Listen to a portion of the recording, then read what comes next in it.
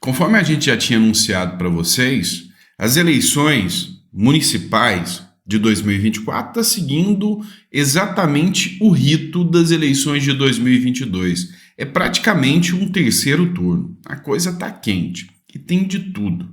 Se você acha que é só em São Paulo que o bicho está pegando, você precisa de ver no Rio de Janeiro o que está acontecendo e em outros locais. O clima ficou tenso. O Eduardo Paes subiu o tom, bateu a mão na mesa e falou para o Lula: "Você está me tratando como inimigo?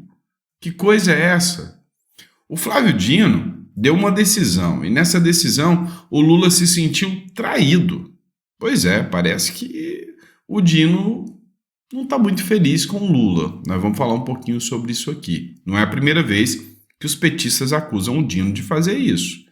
Também um crime bárbaro e brutal. Prefeito que tenta ser honesto e denuncia crime, infelizmente no Brasil, ou ele é tirado do sistema ou ele vai para 7 palmos abaixo da terra. 11 tiros, morte do prefeito e do seu pai.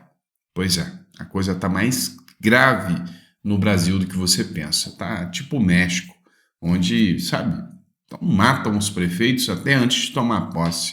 O Brasil virou terra sem lei. Vamos falar um pouquinho disso e muito mais coisas aqui nesse editorial. Então, meu pequeno gafanhoto, seja muito bem-vindo ao nosso editorial e eu espero que você goste. Só não esquece de se inscrever, curtir, compartilhar para a gente entender um pouquinho mais o que está acontecendo na política brasileira. Pois é, pessoal, não dá muita repercussão, né? Algumas coisas estão se tornando até corriqueiras. Você lembra do caso dos vereadores do PL que estavam sendo assassinados lá no Ceará, que o André Fernandes fez as denúncias? A mídia, nem deu atenção. Outro caso agora também vai ficar por isso mesmo. Matéria da revista Ceará. Prefeito do Rio Grande do Norte é assassinado a tiros junto com o pai em emboscada. A suspeita principal é crime político.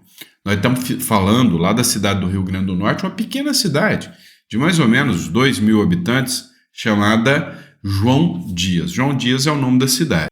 É o seguinte, o prefeito Marcelo Oliveira, ele já era prefeito da cidade e teve até um caso que eu cheguei a comentar com vocês aqui já no editorial.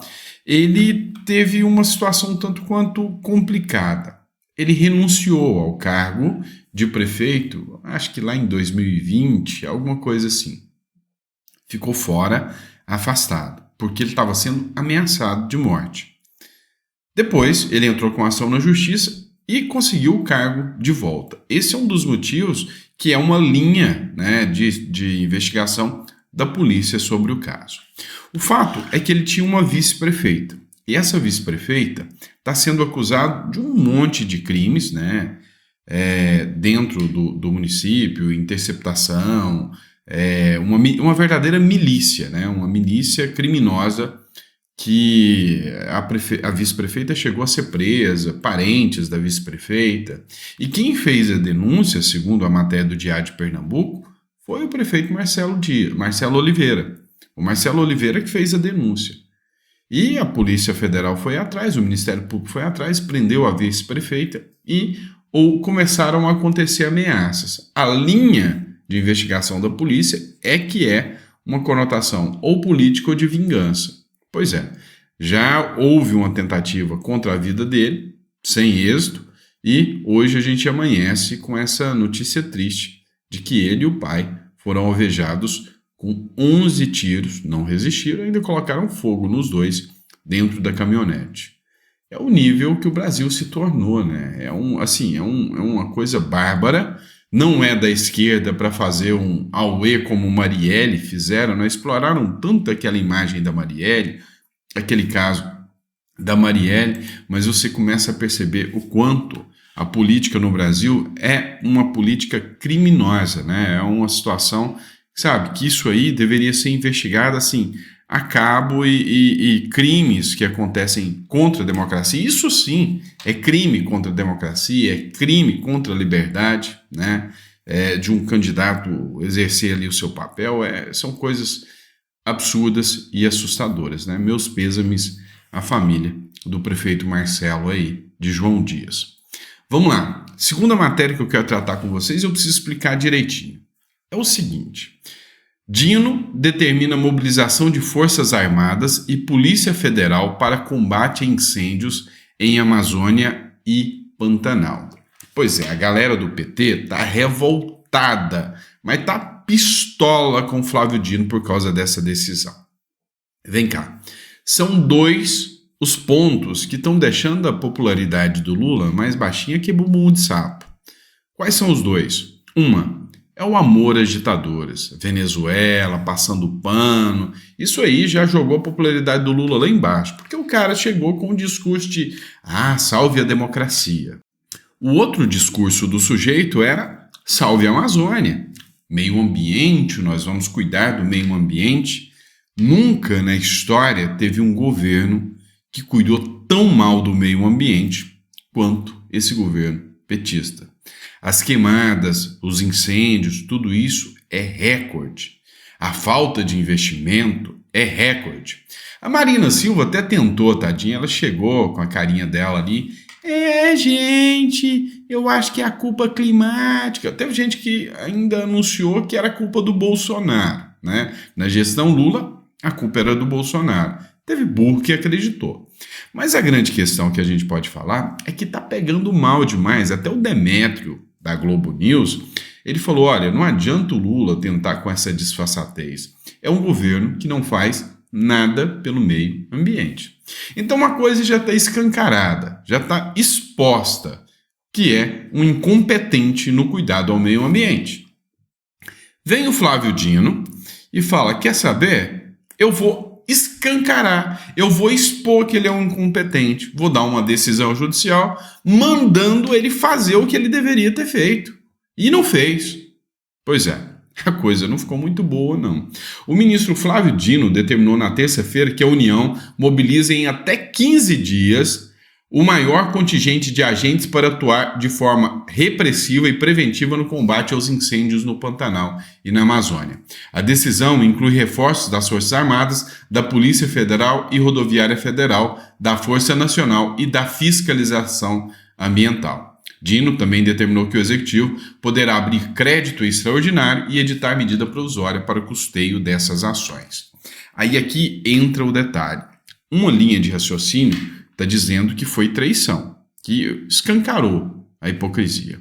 Outra linha foram os deputados que estão revoltados. Falou, mas peraí, nós já aprovamos um orçamento, agora vocês vêm e dizem que o Lula pode usar mais dinheiro para essas queimadas? Ora, nós temos uma coisa aqui. Há um indício gigantesco que essas queimadas são criminosas. Gigante. Inclusive o Tarcísio levanta suspeitas do PCC. Agora, o Dino veio e escancarou que é uma falta de competência do Lula em agir. Por outro lado, liberou mais dinheiro para que o Lula possa usar. E aí a gente lembra, né, nessas questões de tragédias, de urgência, o caso dos respiradores, dentre outros, já há uma linha de deputados de oposição que fala, não, isso não foi traição, não. Isso foi com chave. O Lula assumiu a responsabilidade de mostrar que ele estava um tanto quanto incompetente no combate ao meio ambiente, às tragédias ambientais, mas ganhou de presente um cheque em branco do Flávio Dino. E aí, para onde que esse dinheiro vai? Ninguém sabe, ninguém imagina para onde vai. Então, assim, a política, meu amigo, a política é literalmente um jogo tenso e a oposição está fazendo essa denúncia.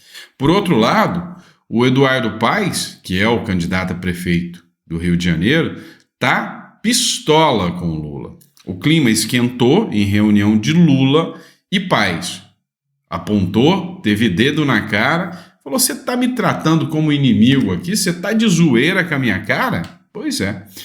O que está acontecendo? É o seguinte, o Eduardo Paes, ele queria fazer um financiamento mediante Caixa Econômica Federal de um gasômetro, né, para a construção do estádio do Flamengo. E ele precisa de grana da Caixa Econômica Federal.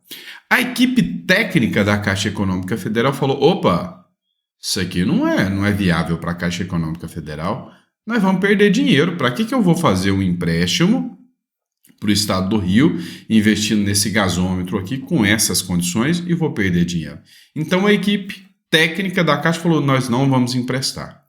Então estava uma reunião o Lula, o Paes, o Lula falou, olha, se eu descumprir a parte técnica, eu vou sofrer até impeachment, é mais paulada em cima de mim.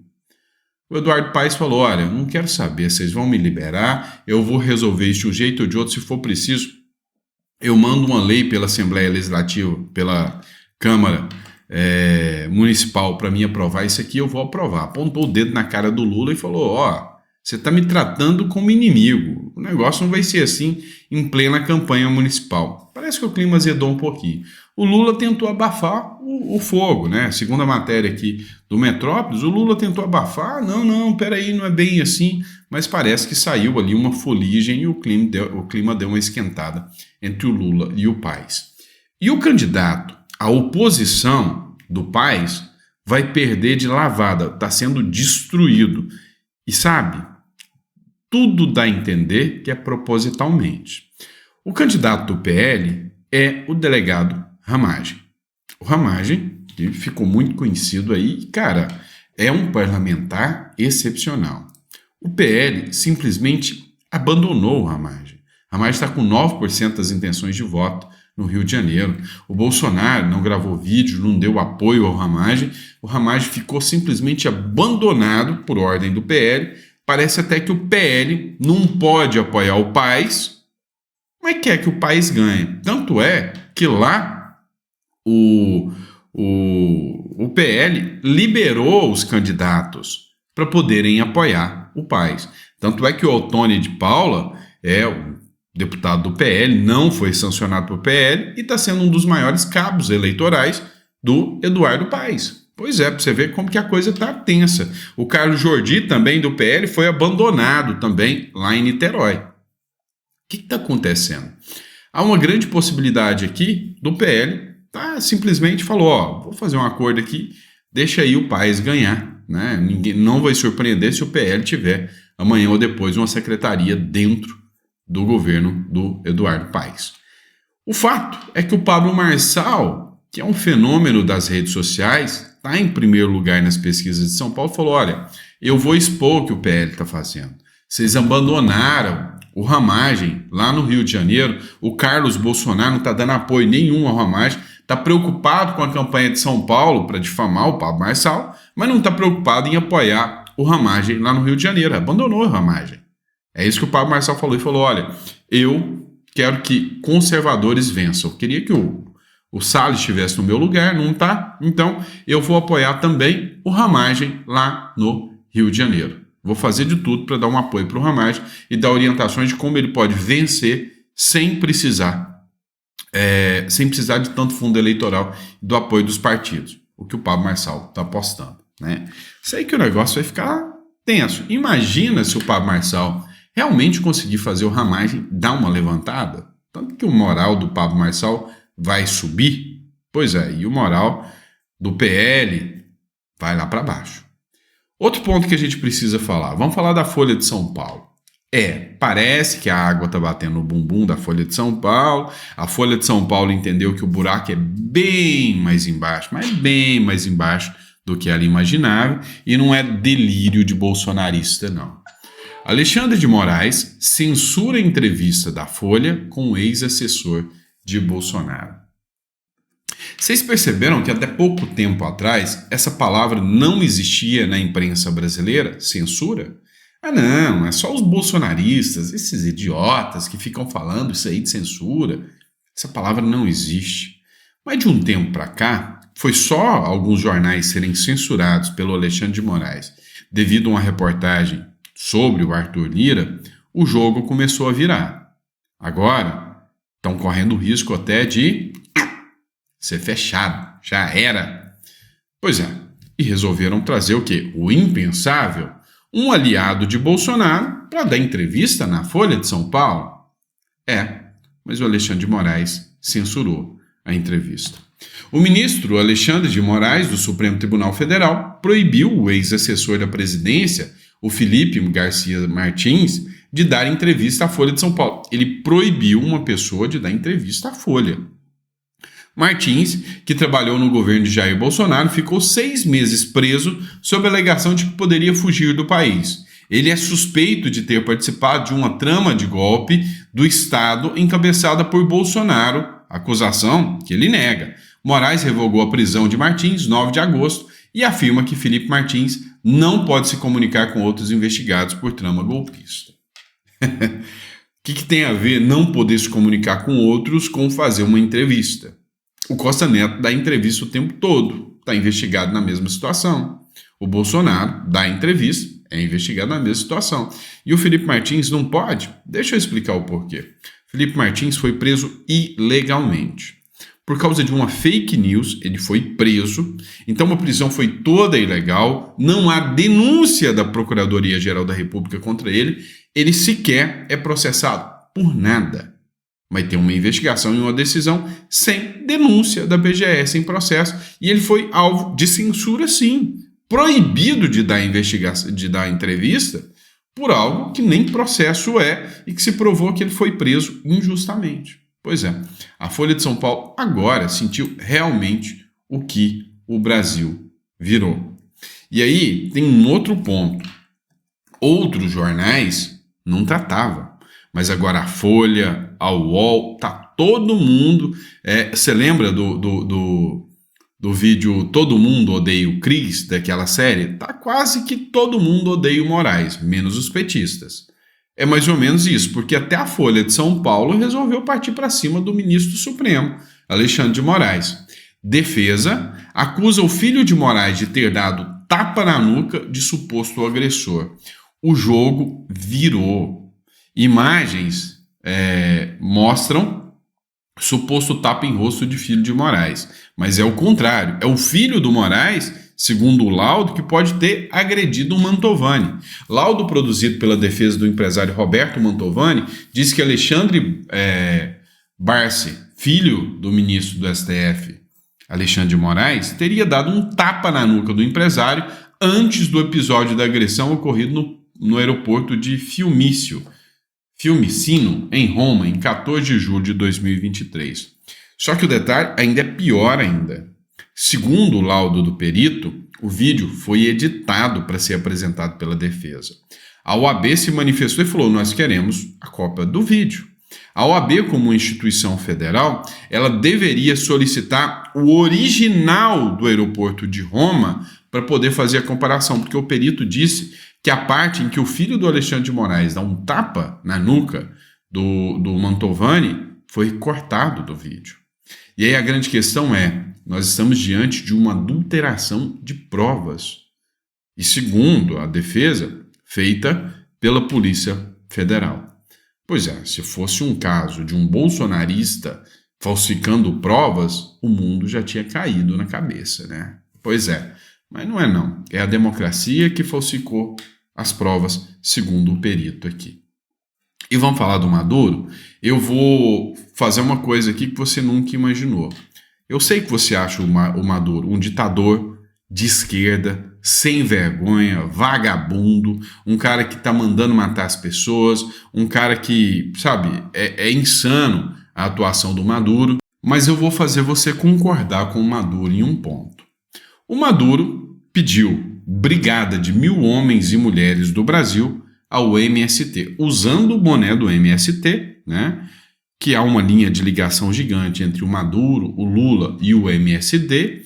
Nicolás Maduro recebeu uma delegação do Movimento Sem Terra do Brasil, na Venezuela, e convidou o grupo que defende a reforma agrária e a melhor distribuição de terras para produzir no país. O encontro aconteceu nesta terça-feira, no contexto da 11ª Cúpula da Aliança Bolivariana para os povos da nossa América Latina. O líder chavista usou um boné do movimento durante parte do seu discurso, agradeceu a presença dos integrantes do MST no país e pediu uma brigada de 1.000 homens e mulheres do grupo na Venezuela. Abre aspas. Convido o MST que também venha com centenas de seus agricultores que venham produzir na Venezuela, declarou Maduro. O MST me envia uma brigada de 1.000 homens e mulheres do Brasil para produzir em solo venezuelano. É o que afirmou o Maduro. Cara, eu concordo.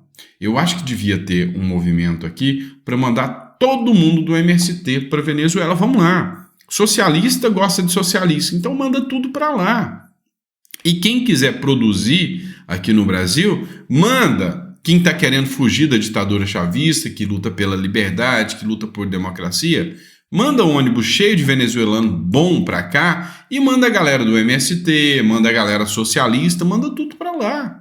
Eu acho até que o Lula ele podia fazer um conchave com ele, deixar o Brasil ir embora para Venezuela e os dois governarem juntos. Para mim tava tudo de boa. Vocês concordam com o Maduro? Eu quero ver você falando, não, eu concordo com o Maduro, né? Que o Maduro tem que mandar todo mundo do MST para lá, dar terra para todo mundo lá e faça o socialismo deles.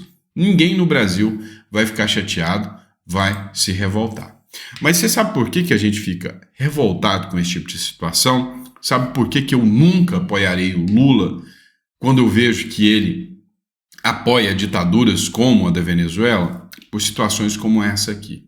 Maduro prendeu 120 crianças na onda de repressão da Venezuela. Aqui no Brasil também aconteceu uma coisa parecida. Quando os presos do 8 de janeiro foram levados, crianças também foram levadas para os galpões lá da Polícia Federal. O PT apoia e financia essa ditadura. Essa publicação é do Partido Novo. A ditadura de Maduro prendeu pelo menos 120 menores, incluindo crianças pequenas, junto com seus pais e adolescentes, desde que o ditador se declarou eleito. Ao todo, já são 1,6 mil venezuelanos presos durante os protestos ou sequestrados de sua casa.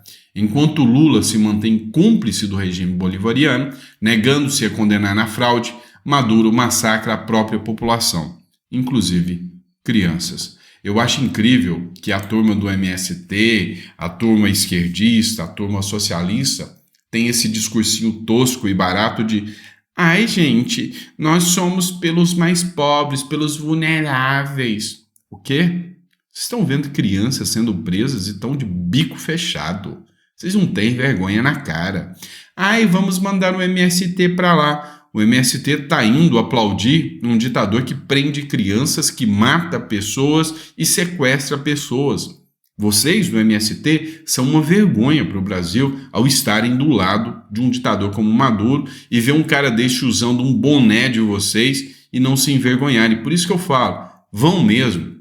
Espero que vocês vão todos para Venezuela, que o Maduro dê terras para vocês e que vocês façam a mesma coisa que vocês fazem aqui no Brasil, que tragam uma prosperidade. Só vou avisar uma coisa, não tenta invadir terra de quem é aliado do governo não, que lá vocês tomam bala, viu? O negócio é esse. Pessoal, obrigado por ter acompanhado mais um editorial. Se gostou, fala aí. Se não gostou, pode falar também, não tem problema não. Se Papai do Céu permitir, eu venho cá filar boia na sua casa daqui a pouquinho, meio-dia, nossa segunda parte do editorial. Fechou? Abraço, fica com Deus e até a próxima.